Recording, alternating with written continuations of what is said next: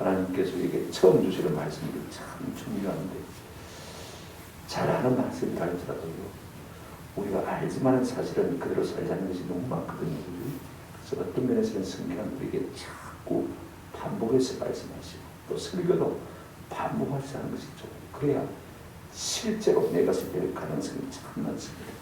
우리가 21장에서는 주로 가정에서 일어난 일들을 많이 이야기했습니다만, 이제 22장에서는 생활 속에서 일어난 일들에 대해서 자주 말하는 것을 우리가 볼 수가 있습니다. 12절밖에 안 되는 짧은 절이지만요, 짧게 기록했으면서 많은 내용을 함축하고 있는 것이 오늘 우리가 읽은 성경입니다. 하나로 말하면요, 세상 사람들과 다르게 살아가는 것입니다. 앞으로 이스라엘 백성들이 가나안 땅에 들어가서 살게 될 것인데, 그 원주민들처럼 살지 말라. 한마디로 말하면 그 이야기고, 이걸 두 개로 좀 나누어서 말하면 남을 배려하는 삶을 살아가는 것입니다. 내 욕심 이속 다 챙기지 말고 남의 일도 생각하며 살라. 또 하나는 뭐냐면 무엇이든지 좀 구별되게 살라는 것입니다. 이것이 우리가 1절부터 읽은 12절까지의 내용이라 이렇게 볼 수가 있습니다. 제가 간단하게 좀 말씀을 드리려고 합니다. 첫 번째로 1절부터 4절의 내용은요, 절대로 못 본 채 하지 말라는 것입니다. 우리가 살다 보면 내 소중한 것을 잃어버리기도 하고, 또 간혹 남의 소중한 것들을 우리가 얻기도 하고 죽기도 하는 것을 볼 수가 있습니다. 그런데 우리가 이런 자의 입장에서 생각해 보면요, 내 것 무엇 하나 작은 것이라도요, 잃어버리면 굉장히 섭섭합니다. 또 내가 소중히 여기는 것들도 꼭 비싼 것이 아니라도 아쉽고 안타깝기가 짜릿한 것을 볼 수가 있습니다.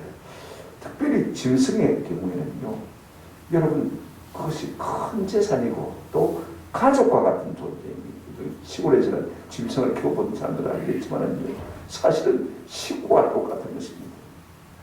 그런 소나 양을 갖다가 죽어난 사람의 입장에서 보면 횡재라고 웬 떡인가 생각할 수가 있지만요, 잃어버린 사람의 입장에서는요, 굉장히 큰 상실감을 가질 수밖에 없는 것입니다. 죽은 사람은 좀더 그렇게 생각합니다. 죽은 놈이 인자다 그렇게 생각합니다. 우리만 그렇게 생각할 줄 알았는데 서양 사람들도 그들의 발 속에 find the scapegoat, 발견한 놈이 인자다, 이런 표현이 있는 것을 우리가 볼 수가 있습니다. 오늘 성경을 보게 되면 1절 한번 읽어보시기 바랍니다. 내 형제의 소나 양이 길 잃은 것을 보거든 못 본 채 하지 말고 너는 반드시 그것들을 끌어다가 내 형제로 말 것이요 돌릴 것이다 그랬습니다. 예나 지금이나요, 소나 나귀는 가정의 양은 가정의 큰 재산이고 식구와 같은 것입니다. 우리가 남의 이런 소나 양을 발견했을 때 어떻게 할 것이냐, 내 것 아니라고 못 본 채 하지 말고 반드시 좀 수고롭지만은, 여러분 이런 자의 입장에서 한번 생각해 보라는 것입니다. 얼마나 내가 타겠어요? 한번 생각해 보십시오. 가족을 잃었습니다. 소중한 재산을 잃었습니다. 어쩌면 그것이 재산의 전부일지도 모릅니다.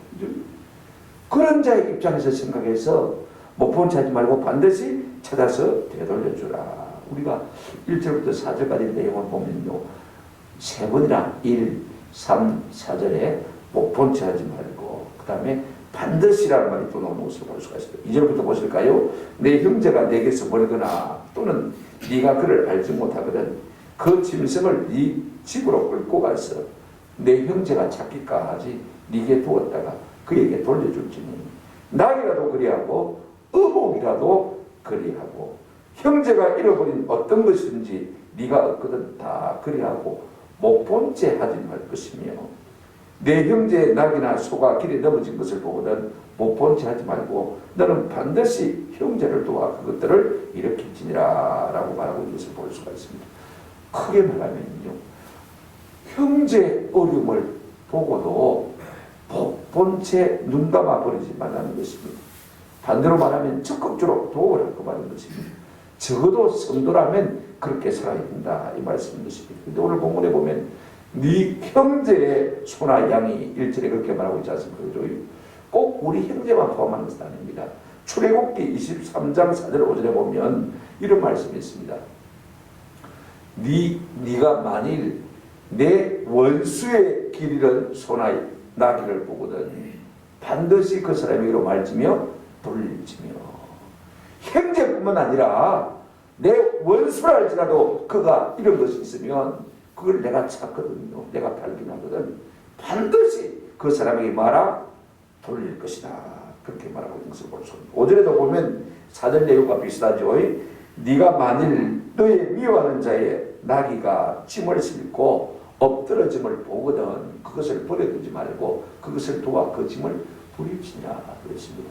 오늘 4절 말씀과 여기 출애굽기 23장 5절 말씀이 내용이 비슷한 것을 볼 수가 있습니다. 그러니까 이 형제 속에서는요 원수도 포함되는 것입니다. 나와 사이가 좋지 않은 사람이라 할지라도 그들이 어려움을 당하거든 못 본 채 하지 말라 그 말씀인 것입니다. 못 본 채 하지 말라는 말이 3번 나오는데요. 이 말을 의역해서 못 본 채 하지 말라는 것이 직역하면 스스로 숨지 말라. 네가 형제의 어려움을 볼 때 숨지 말라 이 말인 것입니다. 이 단어가 종종 구약성에 나오는데 가만히 살펴보니까요. 잠언 28장 27절에 이 단어의 용례가 가장 잘 드러나는 것 같아요. 가난한 자를 부자한 자는 궁핍하지 아니하려니와. 못 본 채 하는 자에게는 뭐가 그리라? 저주가 그리라. 못 본 채 하는 거죠. 우리가 그렇습니다. 남의 어려움을 우리가 볼 때마다 내 어려움이 어떤가를 생각하고 말입니다. 그 어려움들을 못 본 채 하지 말고 말아 꼭 도와주라. 이사야 58장 7절에도 이런 말씀이 있습니다. 여기는 의역을 하지 않고 직역을 바로 했어요.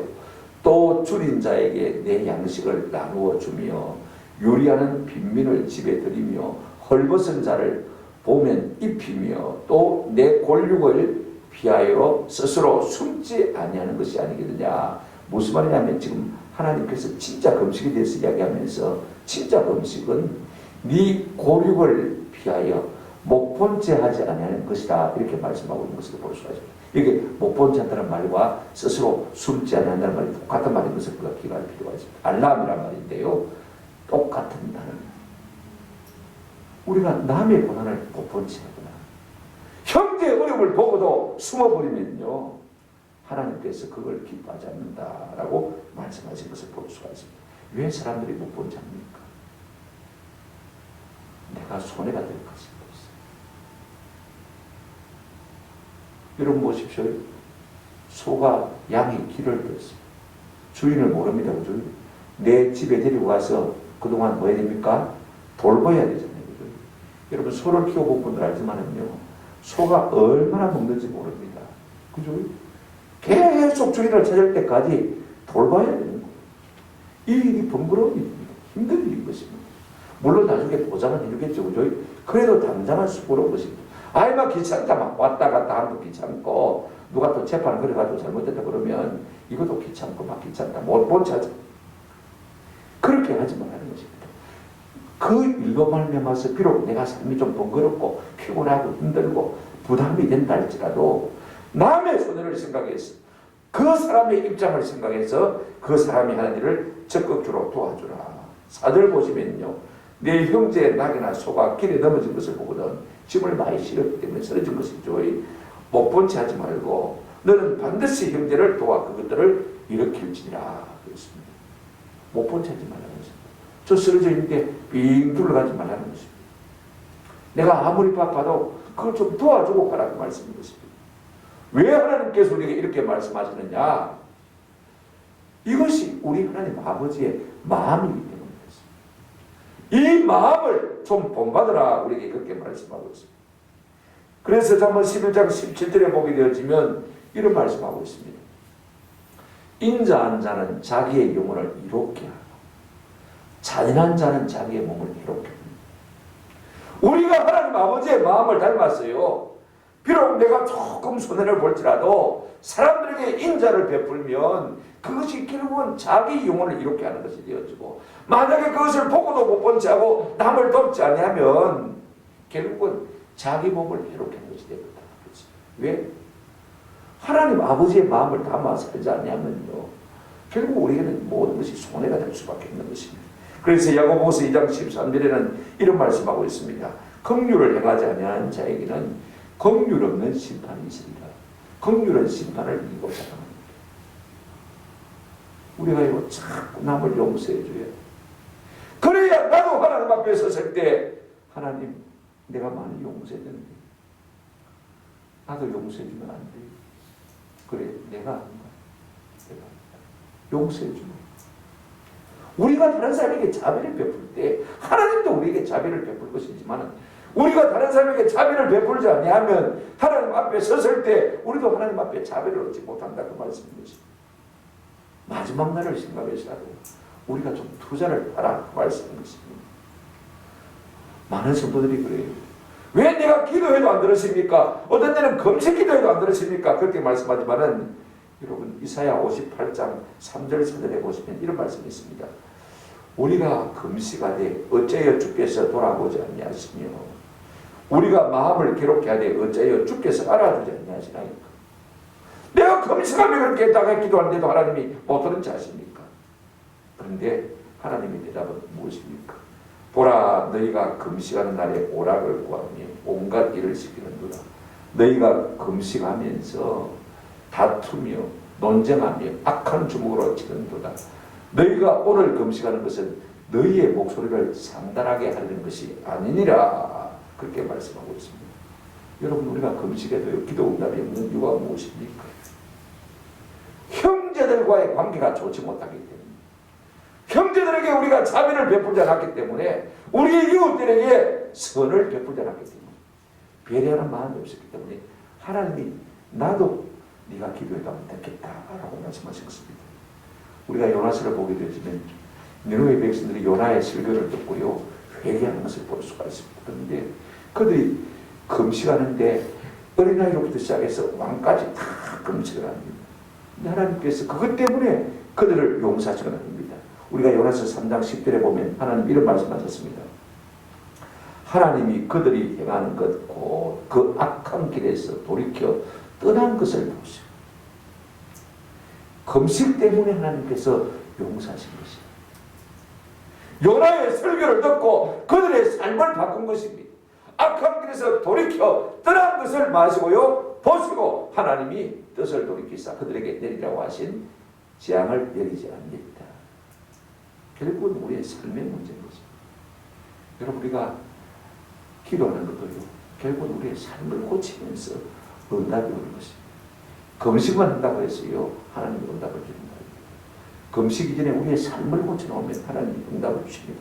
6절에 보시면 계속 이렇게 말씀하고 있습니다. 58장 이사야 내가 기뻐하는 금식은 하나님이 진짜 기뻐하는 금식은 뭐냐면 휴각한 결박을 풀어주며 멍에의 줄을 끌려주며 압제당하는 자를 자유하게 하며 모든 멍에를 걷는 것이 아니겠느냐. 또 줄인 자에게 네 양식을 나누어 주며 유려한 빈민을 집에 들이며 헐벗은 자를 보며 입히며 또 내 골육을 베어 스스로 숨지 아니하는 것이 아니하겠느냐. 우리 하나님이 진짜 기뻐하는 기도, 진짜 기뻐하는 금식은 무엇이냐? 다른 사람에게 자비를 베풀고 긍휼을 베푸는 이것을 우리 하나님이 기뻐하시는 것을 볼 수가 있어요. 네가 자비를 베푸느냐? 네가 내 마음을 가졌느냐? 나도 내 마음을 네게 쏟아부어 주면 하나님께서 그렇게 말씀하시는 것입니다.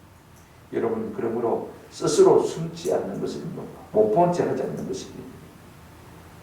금식을 해도 바로 살지 못하면 하나님의 응답이 없습니다. 그러나 우리가 형제와 고육지철의 어려움을 보고 숨지 아니하고요 자비와 긍휼을 베풀면 내 빛이 새벽같이 비칠 것이고 네 치유가 검속할 것이고 내 공의가 내 앞에 행하고 여호와의 영광이 네 뒤에 호위하리. 안팎으로 내 은혜로 내 영광으로 너를 둘러싸겠다. 어떻게 살면요 하나님의 성품을 닮아 살면 그렇게 해주겠다. 오늘 우리가 곤란을 당할 때 기도하자면 안 되는 일을 당할 때 기도해야 됩니다.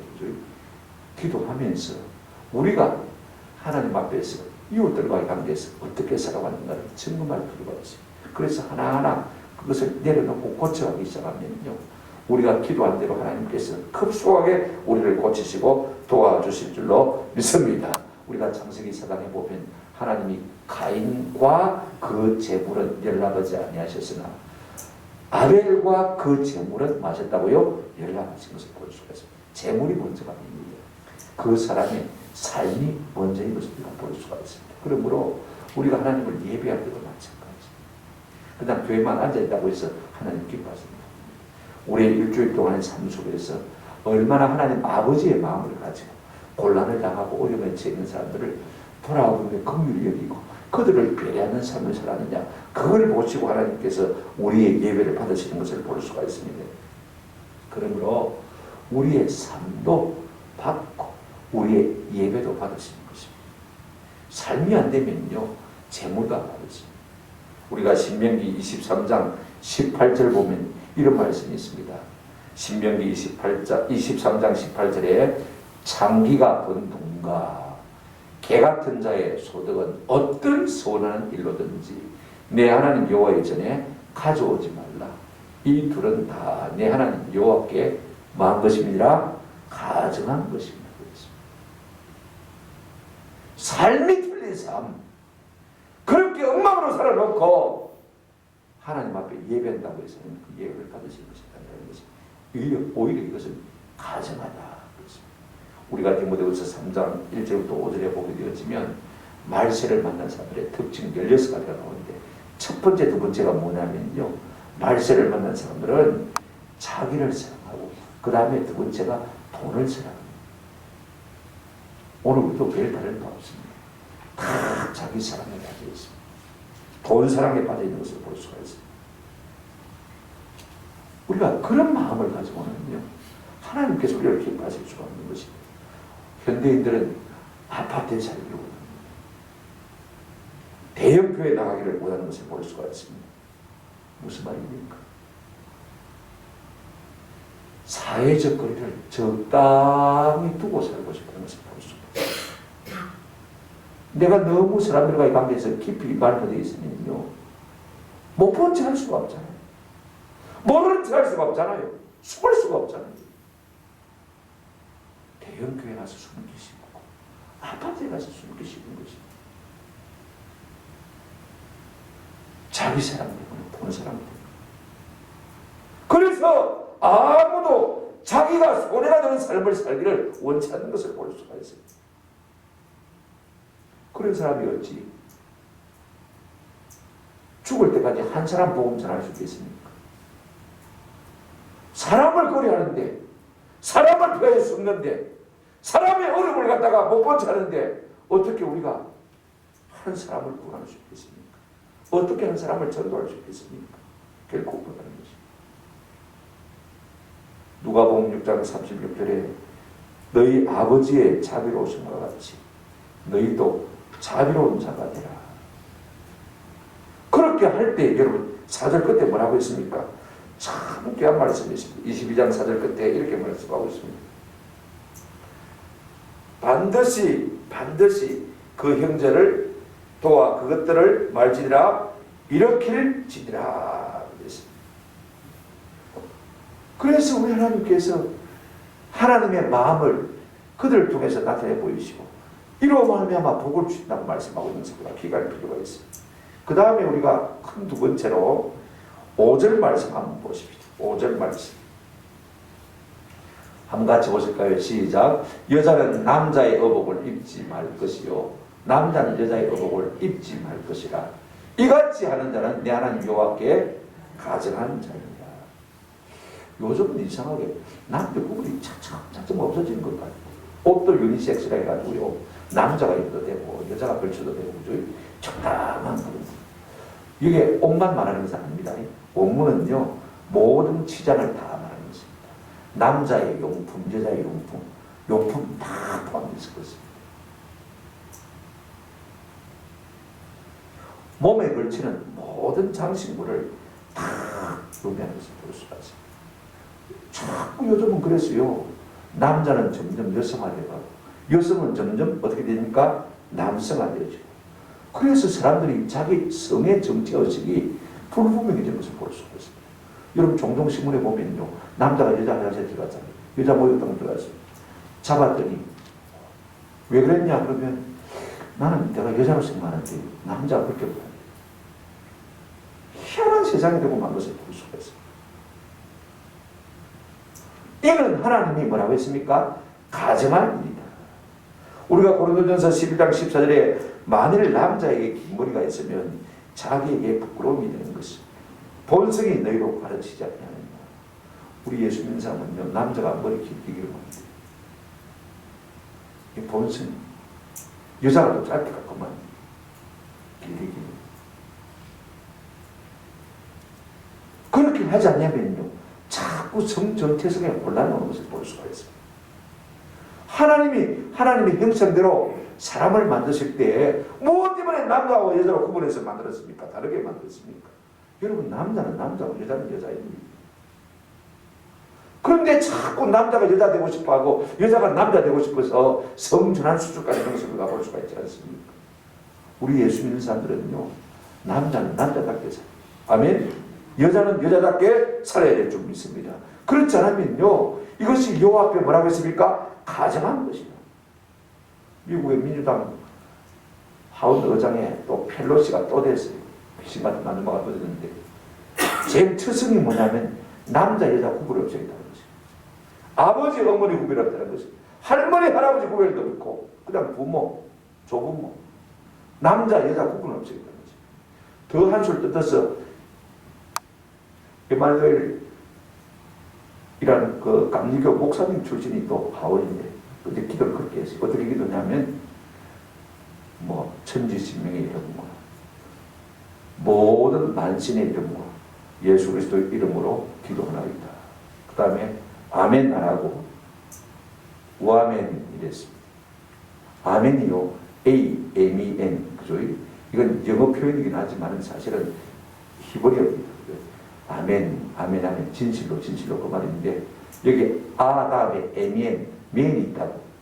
그걸 갖다가 맨 쓰면 안 되고 우문 써야 되는데, 이런 무식한 목사 출신이 세상에 어디 있는지 잘 모르겠어요. 이것이 오늘날의 세상이에요. 우리가 레위기 18장과 20장을 보게 되어지면요, 가나안 원주민이 망하게 된 여러 가지 이유를 설명하고 있는데, 사실은 요약하면 딱 두 가지입니다. 우상숭배 하나, 그 다음에 두 번째가 음행입니다. 음행의 끝은요, 어디까지 가느냐? 동성애, 그 다음에 수강까지 가는 것을 볼 수가 있습니다. 우리 성도들은요, 부부라도 경건하게 살아요.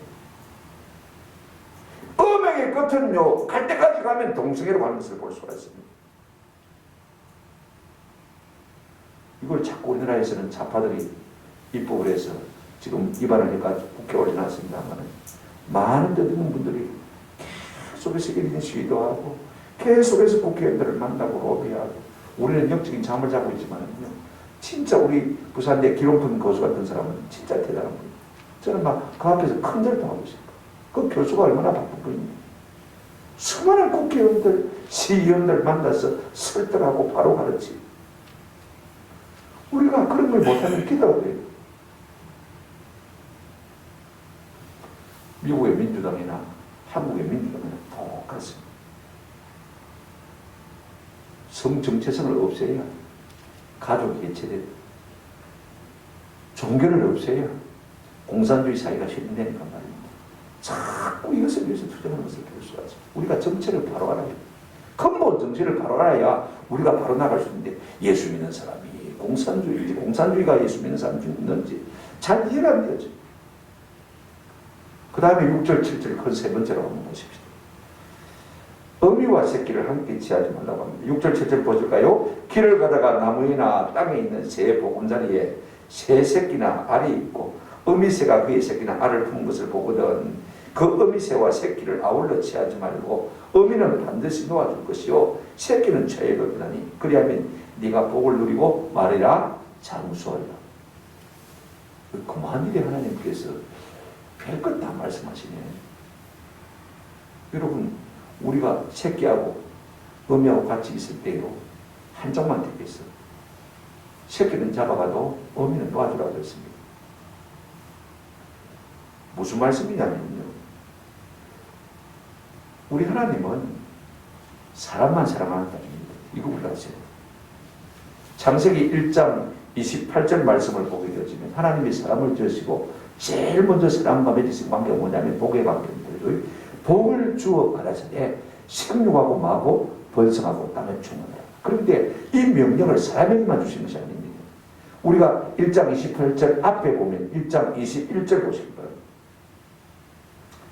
21절 22절에 보면 하나님이 큰 바다 짐승들과 물에서 번창하여 움직이는 모든 생물을 그 종류대로 날개 있는 모든 새를 그 종류대로 창조하시니 하나님 보시기에 좋았더라. 그 다음 21절 같이 읽어보십시오. 22절 시작. 하나님이 그들에게 복을 주시며 이르시되, 여기 그들은 사람입니까 짐승입니까? 짐승입니다. 사람 아닙니다. 똑같이 그들에게도 복을 주시며 이르시되 생육하고 번성하여 여러 바닷물에 충만하라. 새들도 땅에 마라 번성하라. 시편 24편 1절에 보면 땅과 거기에 충만한 것과 세계와 그 가운데 사는 자들은 다 누구의 것이라? 여호와의 것이라고 했습니다. 사람만 하나님의 것이 아니고 동물들도 짐승들도 누가 지었다고요? 하나님의 것이다. 우리가 필요 이상으로 남해를 하면 안 돼요. 무분별한 포획은요 먹이 사슬에 혼란을 가져올 수가 있습니다. 우리가 사람이라고 있어요. 짐승은 함부로 해서는 안 됩니다. 동물을 함부로 해서는 안 됩니다. 하나님 아버지의 것이기 때문에 아버지의 마음으로 돌볼 때에 우리 하나님께서 약속하신 것이 있습니다. 뭐라고 했습니까? 반드시 그래요. 그리하면 내가 복을 누리고 말이라 장수하리라. 어디서 듣는 말 아닙니까? 이렇게 한번 생각해 보십시오. 네가 복을 누리고 장수하리란 말이 어디에 있습니까? 어디도 나옵니까? 여러분 아십니까? 내 부모를 공경하라. 그리하면 내가 땅에서 잘 되고 말이라 장수하리. 미물이라도 말 못하는 미물이라도 그것이 누가 지으실 것이라고요? 하나님이 지으실 것이라지. 그러므로 함부로 살생하거나 죽이지 말아라. 쓸데없어요. 그럴 때 내가 네게 복을 주고 네가 망했다 하겠다 장수하게 하겠다. 잠언 12장 10절 말씀이 이 경우에 한마디로 요약한 말씀입니다. 한번 같이 읽어보십시오. 시작. 의인은 자기의 가축의 생명을 돌보나 악인의 긍휼은 잔인하니라. 사람에게만 잔인한 것이 아니라 자기의 가축의 생명에게 잔인한 것도요 하나님은 잔인이라고 말하고 있는 것을 볼 수가 있습니다. 악인이라고 말하고 있는 것을 볼 수가 있습니다. 진짜 의인은요 자기의 가축의 생명도 뭡니까? 돌보는 사람이다. 이거 우리가 꼭 기억하십시오. 왜? 천지 만물이 다 누구의 것입니까? 주의 것이기 때문에. 하나님은 다 귀하게 계신 것입니다. 우리가 하나님 아버지의 마음을 가지고 다 소중히 여기면요 하나님께서 네가 잘 되고 말이라 장수하리라. 아멘. 우리가 이런 사소한 것 하나라도 어려운 것이 알았지만 그죠? 우리가 분명히 알면 얼마나 좋은지 모릅니다. 마지막 8절 우리가까지 할 수 있을 것 같습니다. 8절 한번 읽어보십시오. 시작. 내가 새 집을 지을 때에 지붕에 난간을 만들어 사람이 떨어지지 않게 하라. 그 피가 내 집에 돌아갈까 하노라. 딱 읽으면서 여러분 어떤 생각이 듭니까? 집을 지어도 무슨 일을 해도 안전 사고를 예방하기 위해서 최선을 다하라. 그 말인 것입니다. 레이몬드 브라운이라는 성사학자는요 건축법은 하나님께로부터 시작되었다. 여러분 건축법의 제1조가 뭐냐면 안전입니다. 맞습니까? 미도 아닙니다. 얼마나 아름답게 짓냐 문제가 아닙니다. 얼마나 안전하게 짓냐. 근데 중요한 것은요 난간을 만들어 사람을 떨어지지 않게 해라. 사람의 생명을 보호하라. 그 말이죠. 그런데 문제는 그 난간에서 떨어져 사람이 죽게 되지면 이렇게 말하고 있습니다. 그 피가 내 집에 돌아갈 겁니다. 우리가 부주의해서 함부로 해가지고 대충 집을 지어서 만약에 사람이 상하게 되어지면 그 피값을 네 집에 갚겠다. 그 말인 것입니다. 유대인들은요 고대 중동 집들이 다 흙으로 다 그렇습니다. 그냥 사각집이라 생각합니다. 거기에 문도 내고 창문도 내고 그 다음에 옆으로 사다리를 해가지고 그 다음에 옥상에 올라가서 거기 고깃도 늘고 그 다음에 뭐 저녁에는 시원할 때 올라가서 가족들하고 담소도 하는 거고, 또 조용한 장소니까 어떤 경건한 사람들 올라가서 기도도 하고 그렇게 합니다. 밤에 더울 때는 그 위에서 잠을 자게 됩니다. 근데 여러분, 낭만이 없어 보십시오. 아무 가림막이 없어 보십시오.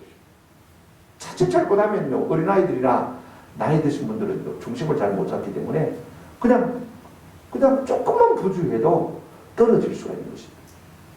떨어져서 다치거나 허리를 부러뜨리거나 다리를 부러뜨리거나 아니면 죽거나 하면요, 하나님께서 그 부주의로 만남아서 그 책임을, 죄값을 네 집에 묻겠다라고 말씀하고 있는 것을 볼 수가 있습니다.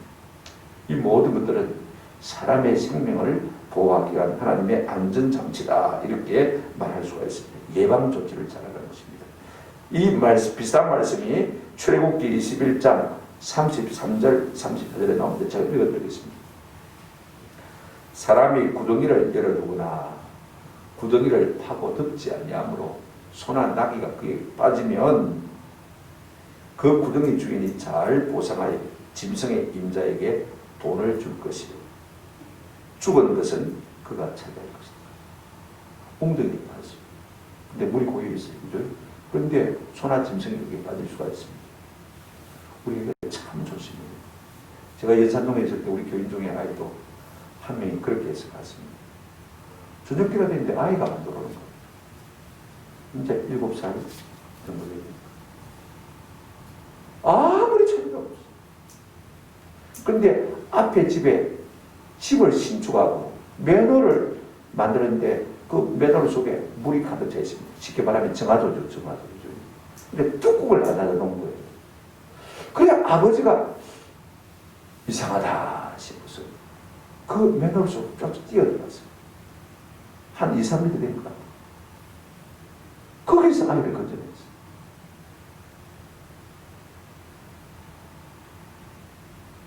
저희 이모집 저는 못 봤습니다만은요, 우리 어머니 위에 이모집에 큰아들이 그랬거든요. 동네 산에 야산에다가 공사를 하고 웅덩이가 이렇게 막 파져 있는, 그게 비가 오니까 비가 가다가잖아요. 아이들이 놀다가 그게 깊은지 안 깊은지 모르니까 한 발 두 발 들어가다가 쑥 빠져버렸어. 그래서 그걸 죽었어. 우리가 공사를 해도요, 무슨 일을 해도요, 이게 어떤 사고로 이어질지 조금 상상을 해보세요. 내가 함부로 방치한 것이 사람의 생명을 빼앗을 수 있다는 사실을 항상 기억하고 예방 조치를 하지 않으면요, 그 피값을 하나님께서 반드시 묻겠다라고 말씀하고 있는 것을 볼 수가 있습니다. 단순히 감옥 간다, 그런 문제가 아닙니다. 하나님은요, 한 생명을 소중하게 여기는 것을 볼 수가 있습니다. 우리가 이 마음을 알아야 돼요.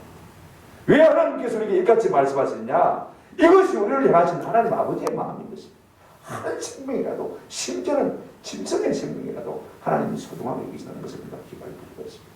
이런 마음으로 이웃을 배려하고 이런 마음으로 구별되게 우리가 살아갈 때 하나님께서 은혜와 복을 주시겠다 약속하셨습니다. 그렇지 아니하면 내 그 피가 내 집에 돌아갈 겁니다.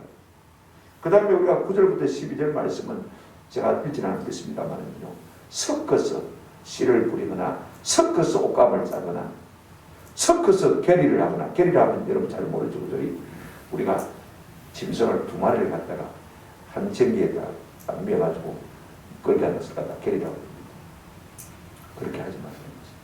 섞지 말라. 이것은 영적인 의미가 있습니다. 어찌 신자와 불신자가 어울리겠습니까? 여러분, 한 집안에서요, 믿는 사람 안 믿는 사람, 그 갈등이 얼마나 큰지 모르겠어요. 또 믿는 집안이 할지라도요, 어떤 사람은 신앙이 좋고 어떤 사람은 신앙이 안 좋고, 나는 100만 원 헌금하자고 하는데 10만 원 나면 되죠. 그러면요, 그 집안의 갈등, 영적인 갈등이 얼마나 크고 있습니까? 여러분 보십시오. 나귀와 소를 계리하여 가지 말며 그랬습니다. 소는 큽니다. 나귀는 자그마해요. 둘 다 고신입니다. 둘 다 고신. 동물의 학대가 되는 거예요. 이걸 영적인 원리로 적용하면 그렇습니다. 서로 신앙이 다르거나 신앙의 질이 다르면 참 힘들어요. 여러분 결혼할 때도요, 그냥 막 비슷하게 하는 것이 가장 좋습니다. 너무 차이가 나도요. 항상 갈등 속에 있는 것입니다. 신앙생활도 그래요. 좀 같이 좋아버리면 좋아요. 그렇다고 해서 같이 못 좋아지라고 하는 아닙니다.